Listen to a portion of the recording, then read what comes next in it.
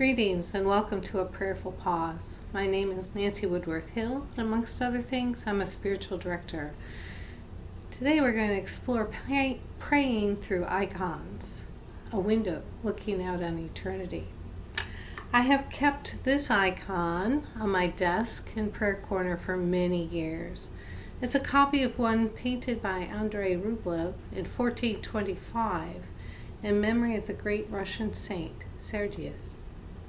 Now the word icon comes from the Greek icon, meaning image or resemblance, and this word is most often associated with a particular kind of religious art, and only much later with the small symbols used on a computer screen. It may be helpful to understand an icon by putting it in opposition to an idol.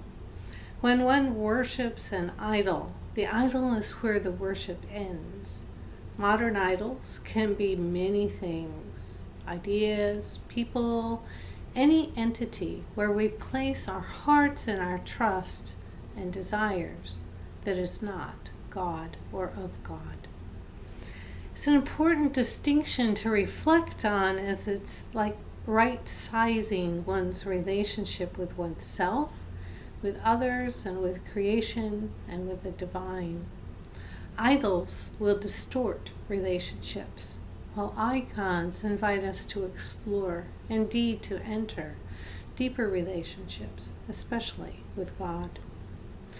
In the Eastern Orthodox tradition, icons play an important role, which dates back to at least the 3rd century. They offer a sacred portal to communion between earth and heaven.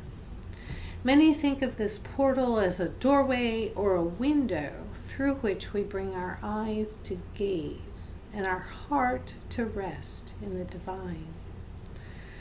An icon proclaims God's kingdom, giving a glimpse of heaven, which is often revealed gradually as one gazes over time.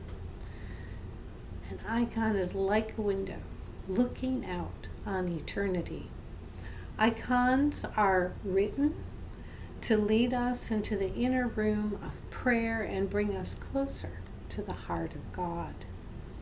Each element of an icon is symbolic, pointing to some spiritual truth about God. Christ, the saints, and angels all have halos, and angels have wings because they're messengers. Color is important as well. Gold represents the radiance of heaven. Red is life on earth. Blue is the color of heaven. White is the uncreated light of God, most often showing up in icons about the resurrection and transfiguration. If you look at icons of Jesus and Mary, Jesus wears a red robe with a blue outer garment, signifying God become human. And Mary wears a blue robe with a red overgarment. She's been granted gifts by God. The word gaze is an appropriate one with its sense of focus, fixing one's eyes with a steady intent. When praying with an icon, one wants to gaze upon the icon. The icon shapes the perspective of the divine, thereby inviting an aspect of the mystery to enter one's soul. In Orthodox churches, it's not uncommon to see an individual kiss an icon of Christ. To do so is to show love towards Jesus Christ himself.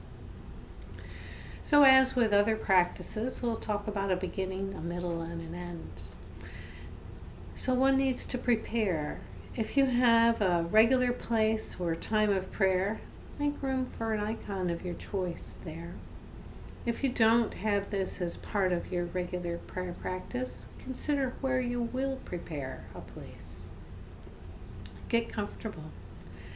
Perhaps you can begin by attending to your breath or any other way that feels right to you as you prepare to gaze.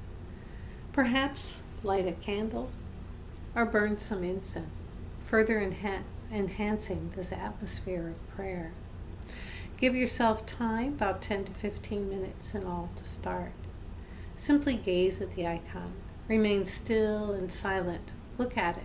Notice where your eye is drawn. Notice the detail and color. What feelings are stirred up? Notice the eyes. They're looking back at us. Let them penetrate your soul. What are they trying to tell you? Listen for the word of God, what God desires to speak to us. This prayer is a conversation where we deepen our love of God. We need only be open. This is a receptive experience, so gazing into heaven and allowing God to touch your heart. So after sufficient time has passed, give thanks for the opportunity to be with God. Praying with icons can be a beautiful experience, one that can be repeated each and every day. And have respect for the icon. Store it in a suitable place. So a few words about this icon. Using Henry Nouwen's description, this icon is about living in the house of love. It's the three angels who appear at the oak of memory, who eat a meal with Sarah and Abraham and announce the birth of Isaac.